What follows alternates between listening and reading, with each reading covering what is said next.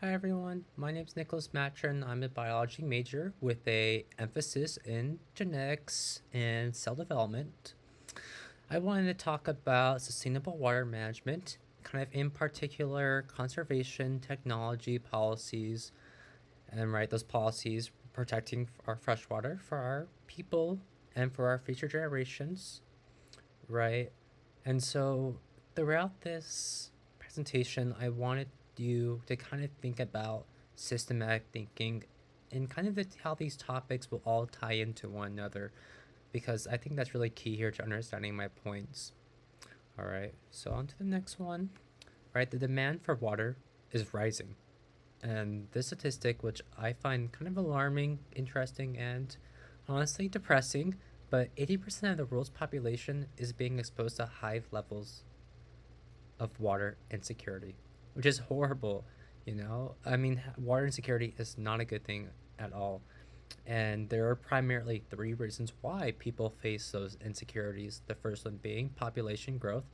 People have kids, those kids have kids. I'm a biology major, but I'm not going to explain that. But, you know, populations grow. That's just how it works, and that's a beautiful thing. The second and third one are kind of things that I do think that we can talk about, that we can kind of talk about change. But climate change and overuse. Climate change, right? Harsher droughts. I mean, that's kind of huge right there. I mean, that tells you right there already why people face water insecurities from droughts. I mean, that's self evident, right? And our third one, which is even more important than climate change, I think, is over usage, right? Once we deplete that groundwater, okay, now we pump the aquifers. Okay, now that we pump the aquifers, let's go back and drain the river. Okay, now that all of our water is drained, now we're all facing insecurities. So we really need to not overuse our water. But let's say we overuse our water, right? We drain all the rivers or aquifers. Well, how does that tie into public health? Well, it's all through that systematic thinking, through systems. Next slide talks about that. So those three big things are social, ecological, and technological, right? We drain all the aquifers, okay. Now our cities don't have water, okay. People's health decline, the public health declines, okay. Now that people are suffering, our technology suffers, right? So it just is systems. These systems all get affected to one another.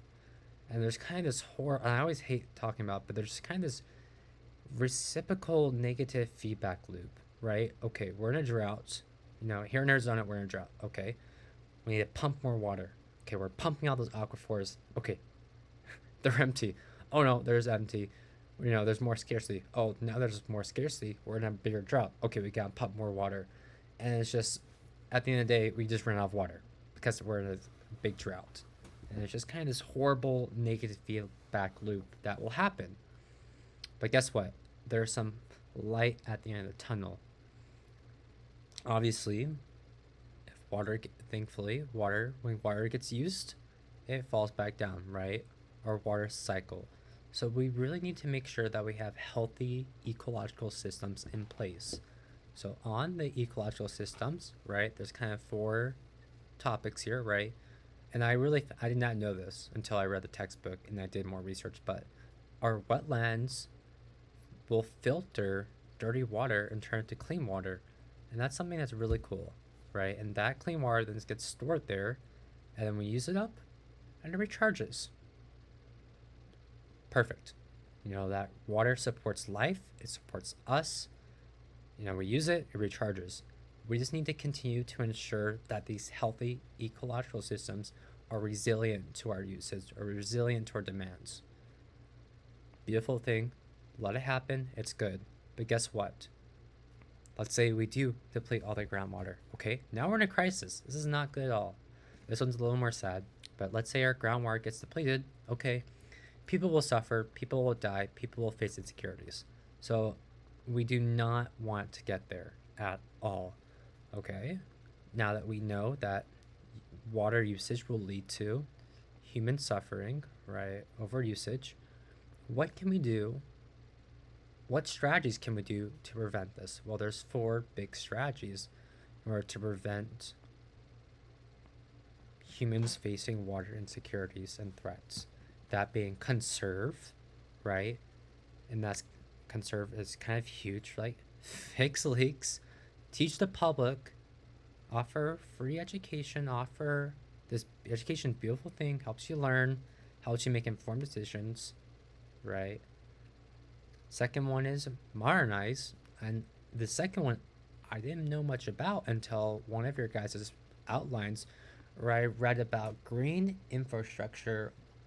I think his name's Caleb, but he talked about green infrastructure and how that will kind of help water usage. And I found that really interesting because that's something that we don't have out here in Arizona despite being in such a big drought.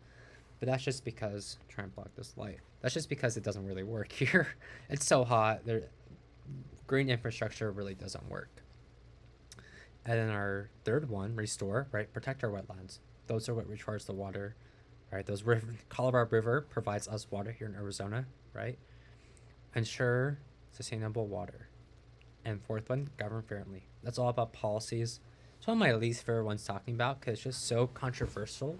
And there's so much like horrible politics and around it. Like everyone's like screaming at each other.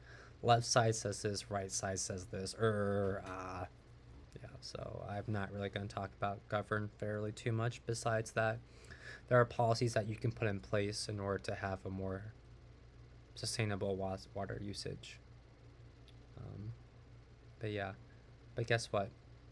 If you don't manage your water fairly, like I was kind of saying before, you will pay the price. And that's kind of my next slide, just kind of brought back to it, right?